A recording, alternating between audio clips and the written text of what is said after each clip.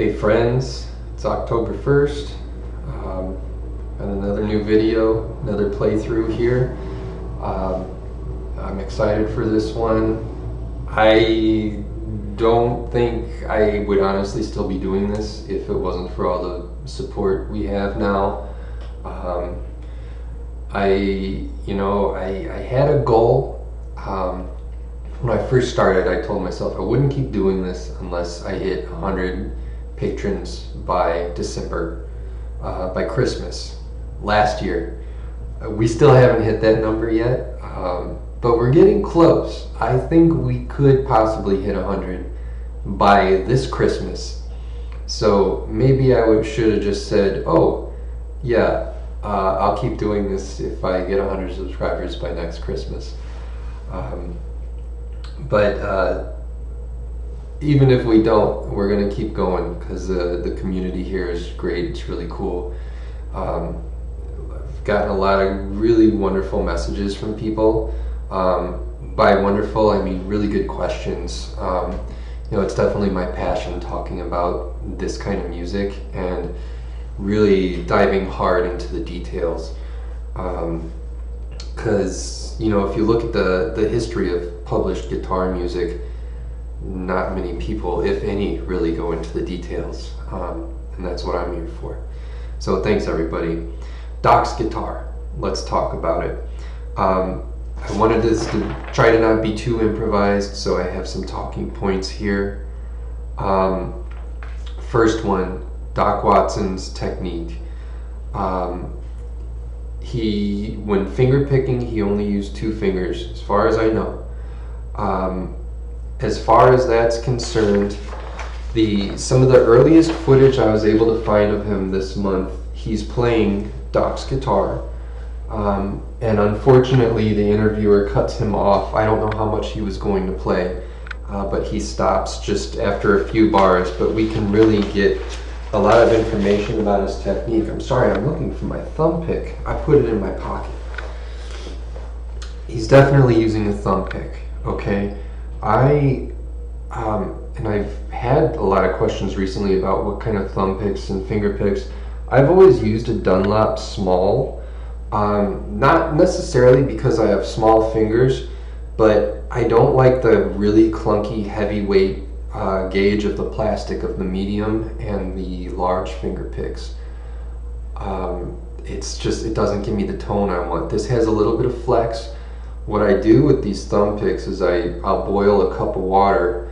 I'll dunk it in there for maybe 10 seconds. You don't want it to get really too hot, so maybe even don't put it in boiling water. Let it cool a little bit, because it will, I don't know if it will damage the plastic, but it gets soft enough after you take the pick out and let it cool for a little bit. Then I'll put it on my thumb, and it kind of stretches, and as it cools, it somewhat maintains the form. Finger picks, I've always used these Pro Pick. It's called F-Tone. They make a few different varieties of these. I absolutely love these. I'm not sponsored, by the way. Pro Pick, if you're out there, feel free to send me some picks, okay? I love them because you still get your fingertip on the strings. It's a much cleaner sound. I'm not using a finger pick at all though for this.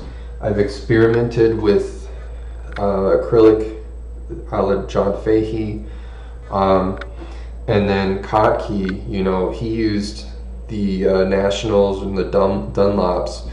I've tried to use these. I like these a lot better than the acrylic picks, because you can really shape them and bend them better to really just try and fit the profile of the finger nicely. I'd have to practice a lot to get really clean with these. When looking at Doc Watson's playing in the video from 1965, he's using a thumb pick, but he does not appear to be using a finger pick. Kind of in the interview, he takes his hands and he puts them on the guitar, and you can see very clearly there's nothing on his index finger. And that was really telling to me and important for the piece, I think, because when I was trying to learn it with my finger pick, because I know later videos you'll see him with a finger pick, but you'll also hear his sound gets just a little clunkier. We're going to talk about these index finger rolls he does in this, and when you roll with your index finger across the strings, kind of a semi-rest stroke, you get the clanking from the pick, and it's not very clean. I found this to be a lot easier to play as I was working up the tempo by not having a finger pick. I didn't like the tone as much, especially on the Larson. I like the rounder, stronger, fatter sound I can get with a finger pick. So it's a little thinner, a little harsher than I like in the recording. But from a technique standpoint, way cleaner playing. And I think that the cleanliness of having a bare finger as opposed to the clanking you would have heard with a finger pick is still better than the little bit of tone I lost. That's just his right hand, okay? His left hand, I cheated, and I hate cheating, but when the result is more musical, you have to make a modification. Here's what I mean. Doc's left hand, very much Big Bill Broomsey style chording. Okay, his F chords, thumb over the top, he'd use his ring finger to press down 2 strings for an F chord. So you'll see I modified that by using pinky and ring instead, not just the ring finger. Okay, I could not get that at all. His E chord, he uses just the middle finger, and he'll get two strings. I can kind of do that. Same with A minor.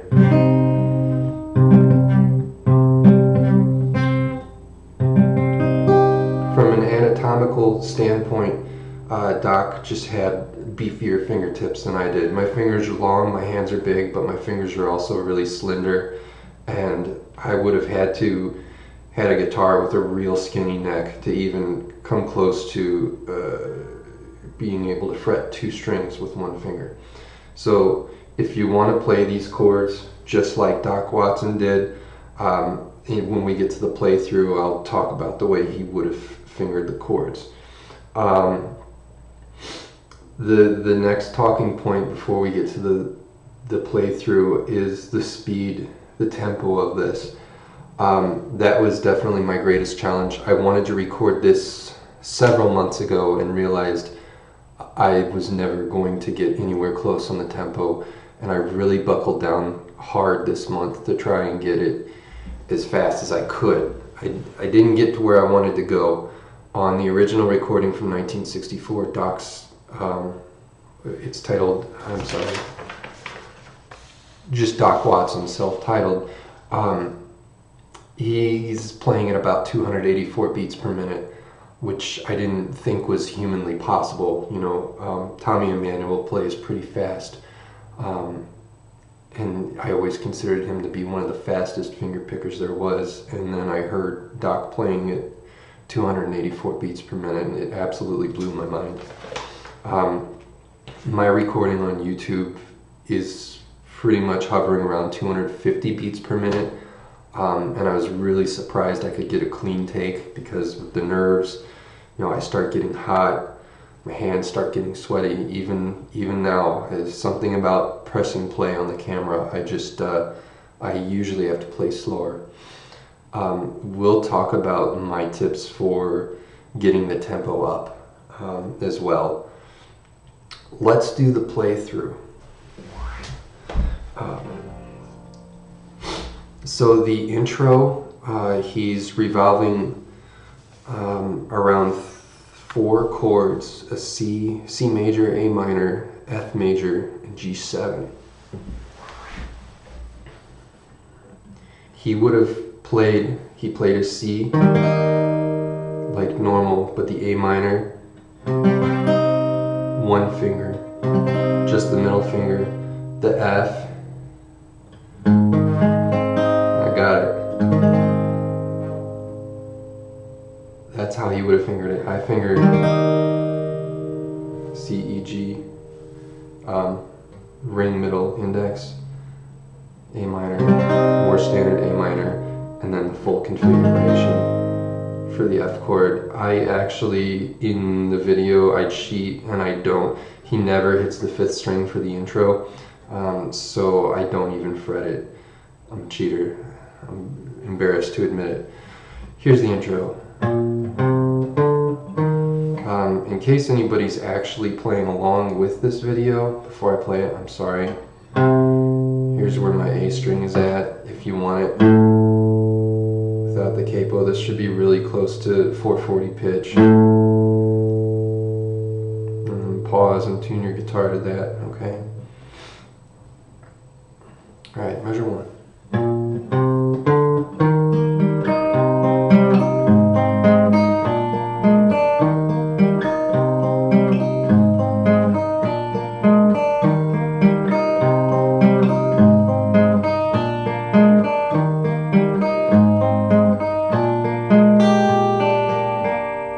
Messed up on the last note there. What's important here? The subtle hammer-ons and pull-offs that he's getting, I really deliberated. I didn't know whether to write them as a hammer-on pull-off or just a lift, you know, because I think it's more subtle than a hammer-on or a pull-off. It doesn't have like the full force.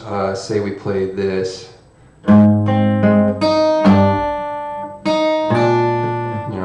We're not doing that, we're just lifting off. Also, the bounce of the last note, kind of short, almost staccato on the last note before each chord change.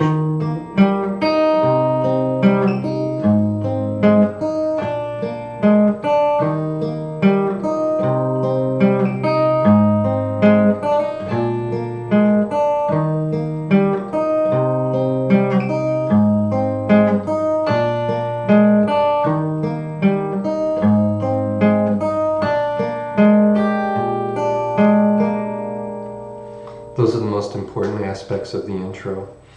Going on to measure 10, measure 11, the A section, the main theme. Just let's do a very slow playthrough first and then we'll talk about it. Let's take it from measure 10.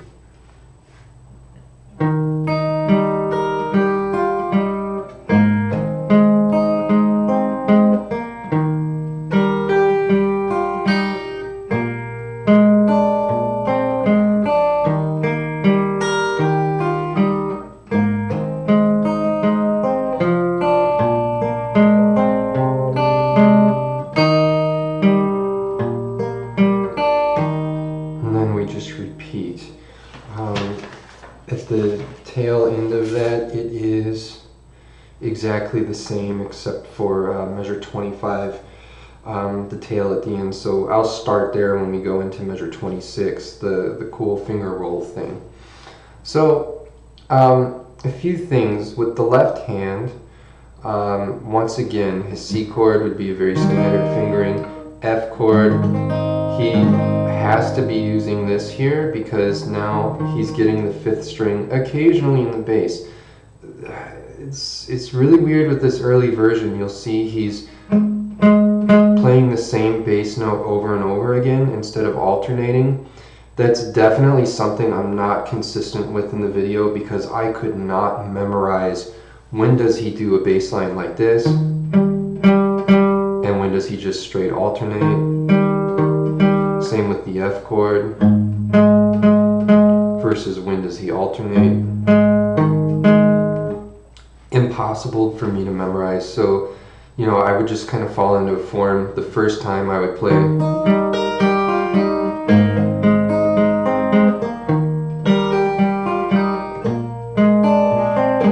then on the repeat for a little variation, now I would add in the alternation.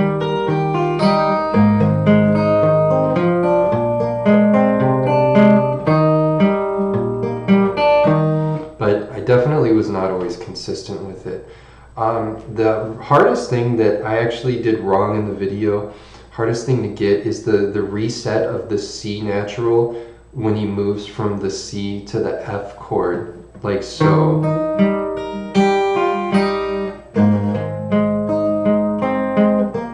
So on the F chord, his hand pivots.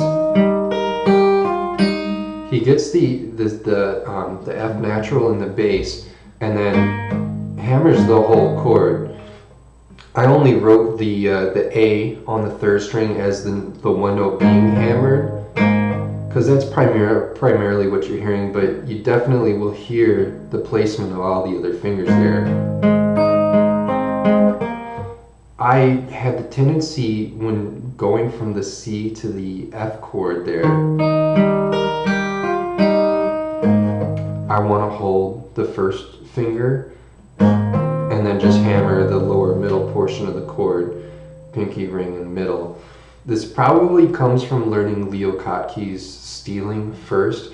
As many of you know, this is one of the main melodies. Leo Kotke, how does he play it?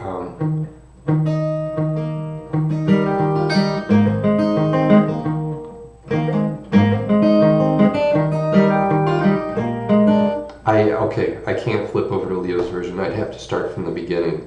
But I think Leo holds that first finger. He doesn't reset the hammer. And that's it. When you go to the G7, he does not finger the B natural in the bass because he's going to use that middle finger.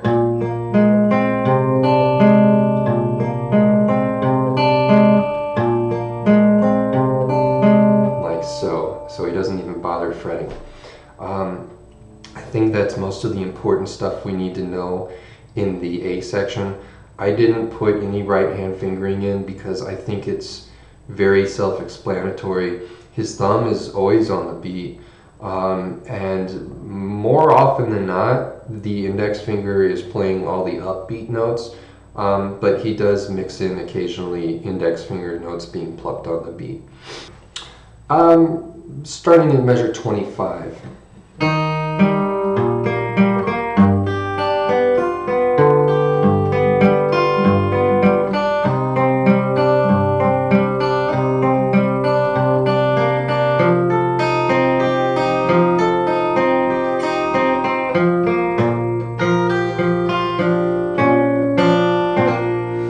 It's funny, it's almost gotten hard for me to play it that slow now because I've really fell into a much faster stroke, and that kind of individual articulation there gets a little harder. Doc would have played this, his A minor once again, middle finger covering two strings, and then just using the pinky on the D, for the E major, A minor, and then A minor, two fingers, D7, regular standard fingering there. Now, as far as practicing this is the section that determines my whole tempo for the piece, because this index finger where you're playing adjacent eighth notes, kind of sweeping down on the strings, is a very difficult move to master. Certainly, I think a lot of people are probably going to want to use three fingers on this.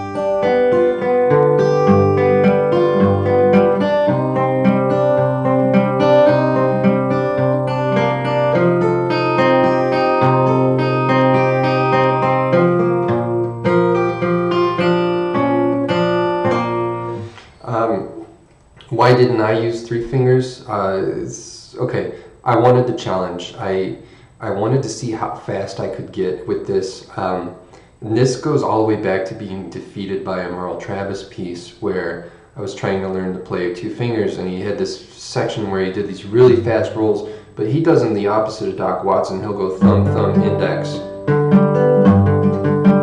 like that. And I just couldn't get it down at all. And here I am 5 years later. So one, I like the challenge. Two, I did try playing some of this with my middle finger, and I found that I had built up my index finger so much I was playing cleaner. I got to the point where I was playing much cleaner with just the two fingers. It's really weird how I couldn't revert all of a sudden and play this with three. I could if I practiced a lot. And maybe I could even play it faster and cleaner.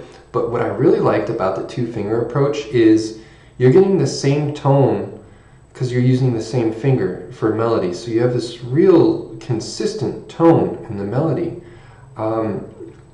And I mean, Doc even, I think he jokes in a lesson video somewhere that, he says he uses only 2 fingers, and it's probably a terrible thing to do. He should have used 3. But it's kind of, I mean, do you really need 3 fingers if you can play something like this at 280 some odd beats per minute?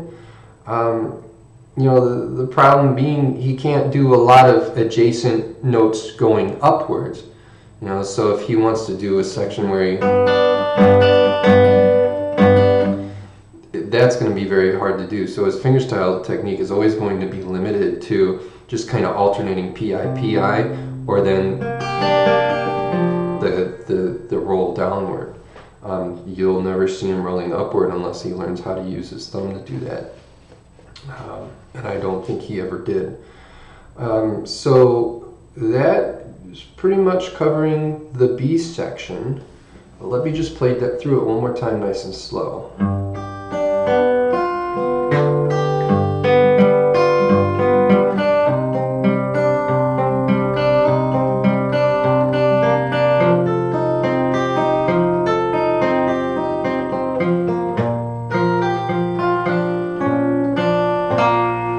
Practice advice: how do we get to 280 beats per minute? Well, I didn't. I only got to 250, roughly.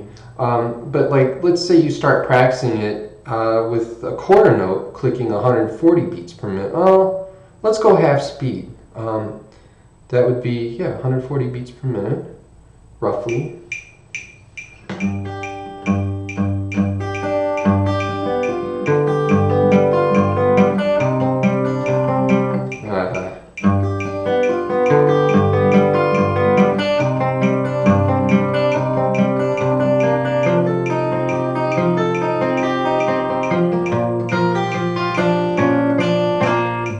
Now at that tempo, I can afford to have a more individual articulation of each string. And I found as I started moving faster and faster and faster, my finger wants to do rest strokes on these rolls. And that's where, when you're using a finger pick now, the tone starts to get really, really rough.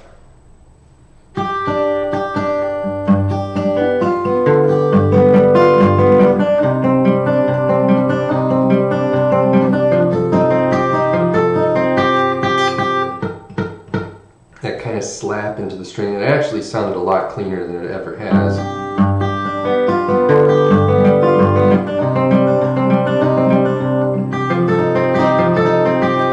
There you go.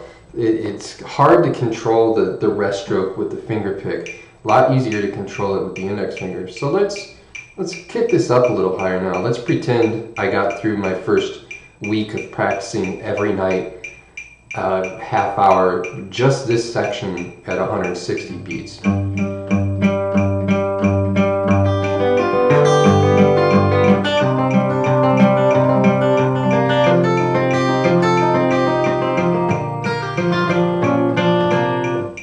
That was 180 beats per minute, and you'll see now the technique of the index finger starts to blend more into a rest stroke on the sweeps. That's because it's getting to the point where it's way too fast to be able to have individually articulated notes. Now we're getting a little fast to have it clicking every beat, so let's go to 200 beats per minute instead, but I'm going to click half notes instead.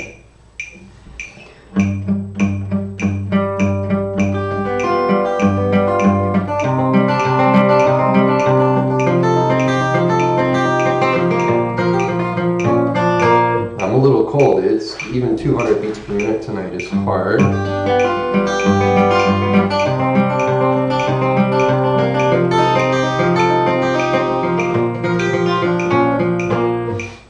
So normally that would sound a lot better, but the plucks with the index finger are really inconsistent. So if that's where I was on my practicing curve, I wouldn't even really try and speed it up. I'd still be stuck there for a few days. Let's get a little closer to where I recorded it now. This would be 240 beats per minute. My metronome is set at 120. Okay.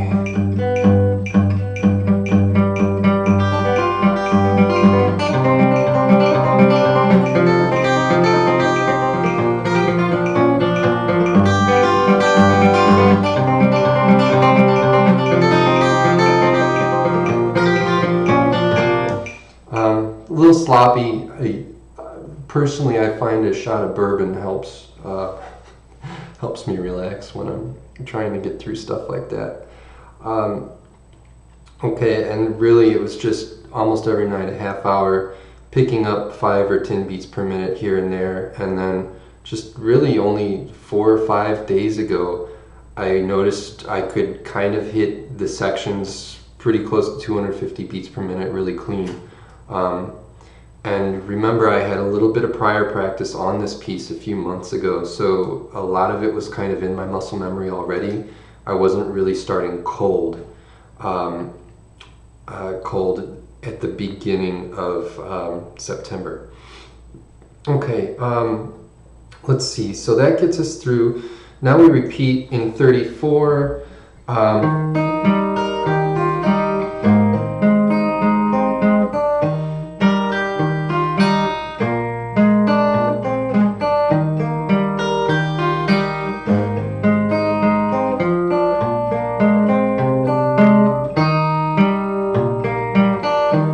Back to the intro.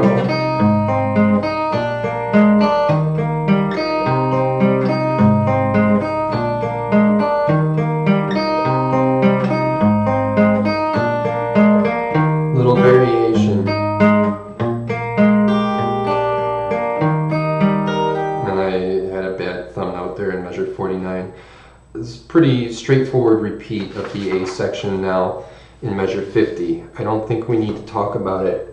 It's much more important that we talk about the second time through the index finger roll section here, because this is where stuff gets weird and I got really frustrated. Let me play through it once and I'll explain.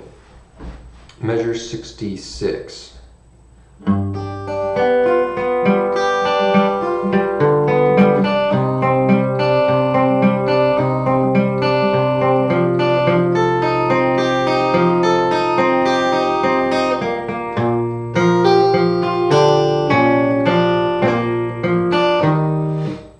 Okay, so first caveat here. You'll notice in the video definitely is not 100% aligned with the transcription. I don't do any improvising or haven't written in my own little melodies or anything like that. It's just, it's really hard to remember some of the very subtle variations. This transcription is 100% aligned with his recording from 1964. So some of these small variations, like the one in measure 71, 69, 70, 71, I probably blew that in the video. The variation, however, which I tried really hard to get because it's so strange, is in measure 67. Okay, he extends the finger roll thing a little further and he skips a string. My goodness, what was he thinking? Measure 67, beat 2, he hops the 3rd string. Was that intentional? I don't know. I've been thinking about it for the last 5 months because that one move makes this piece 10 times harder to play at any tempo above 200 beats per minute. Because now you can't rely solely on this more of a rest stroke thing with the index finger. You have to be able to hop a string. I don't know what to say. I can't comment. Was this intentional? Does he want the voicing there? Because if he did the finger roll, now he's going to, let me try and explain by playing measure 66 and 67. Let's try it again.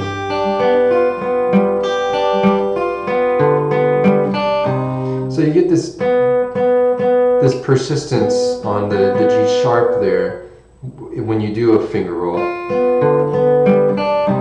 And yeah, it is kind of weird. It's not as striking as hopping.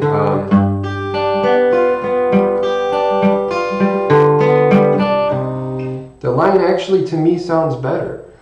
So I think there's an argument that it could have been intentional.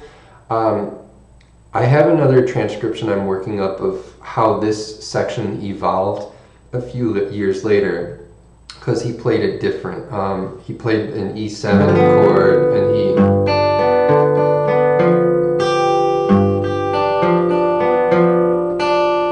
something more like that.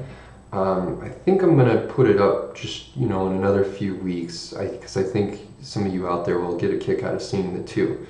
I really have no advice other than for getting that up to tempo, practicing the heck out of it. It came for me after 3 weeks of practice.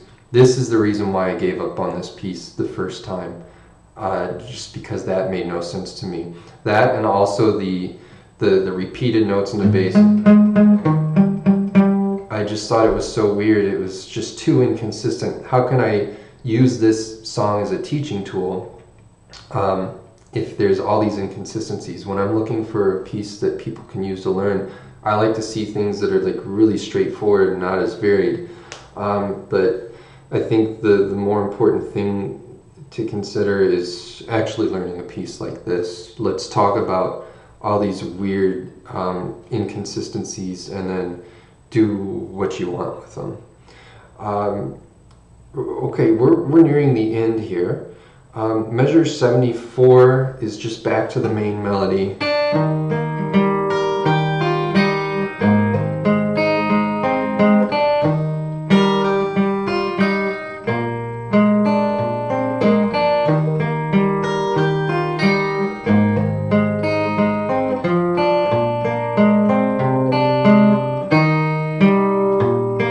Now the intro.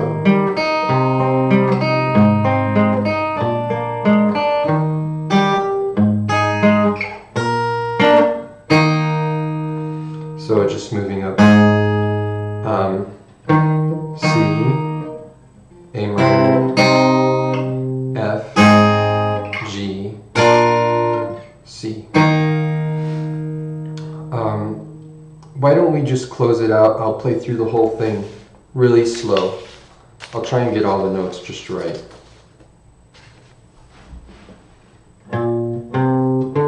Let's get this camera down just a little more.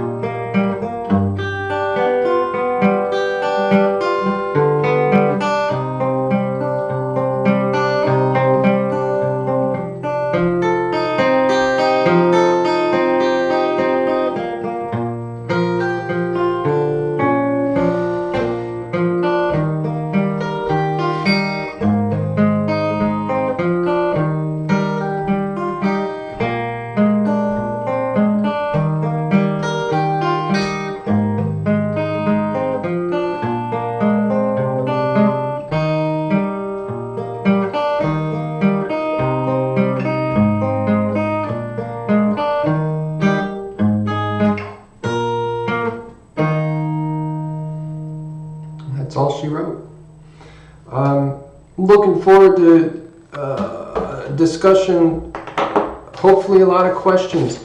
Very straightforward piece, very challenging though. This is one that you can really use to kick your playing up a notch and hopefully reach some new heights, because I've been playing the guitar a while, and even I got faster, and I didn't think I'd ever get to 250 beats per minute. Well, I haven't picked out what we're doing next yet for sure. It's a toss-up between 3 different pieces. Red Pony,